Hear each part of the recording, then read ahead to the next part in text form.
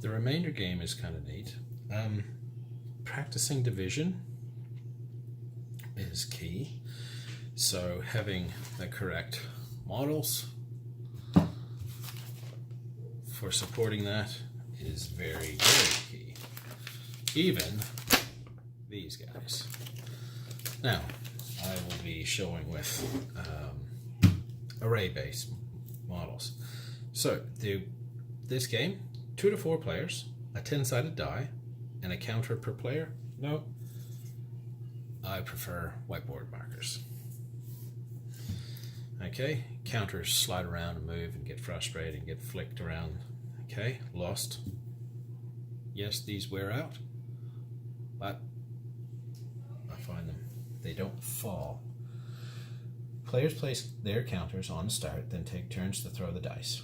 Whatever number is thrown on the dice, the player must work out how many times it goes into the number in the next square and how many would be remaining. They then move the number of spaces equal to that of the remainder. So, let's see how that works. There's the board. Now, some options for dice. 10-sided dice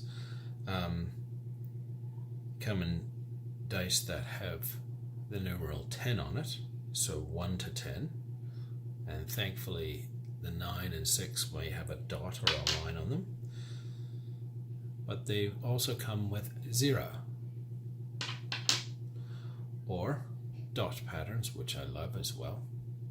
Okay, they're building subitizing in students, and unfortunately 10-sided die patterns aren't as popular or shared around as they should be.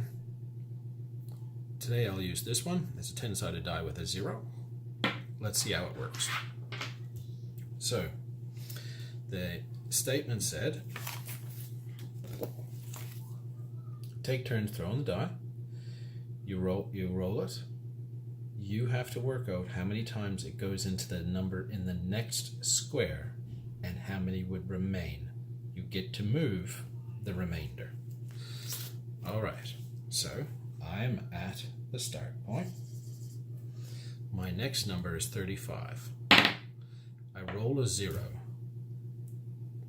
Oh, perfect. Why is 0 a mess here? And why we don't want to use it? Well, lots of us would know. So if you're lucky enough to have one that has the actual 10 on it, then that will limit a lot of your students from having really weird ideas, although this needs to be discussed. Or you can work with the students to say, let's make that a 10. Why not? All right, so I'll get the one that has a 10 on it. I've rolled a 2. 35 divided by 2. 35 shared into 2 equal groups could be, and then they get to investigate. Well, do they use this? 35 into 2 equal groups. Well, I can have a left group and a right group. But I have an odd one. So there'd be 1 left over. I get to move 1. So we get them to obviously do all of the investigating. Well, what is this? It would be 1 group is worth 5, 10, 15, 16, 17. So 17 in each, with the remainder of 1.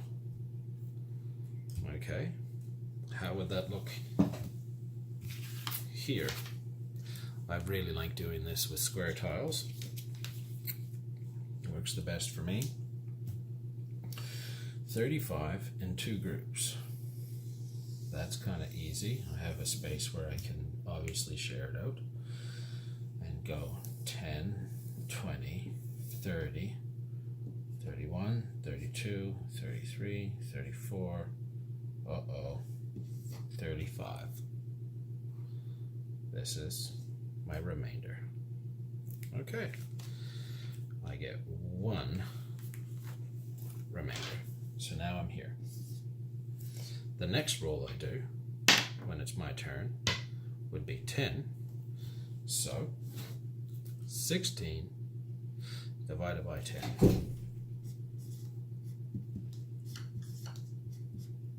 16 shared into 10 equal groups, or groups of 10.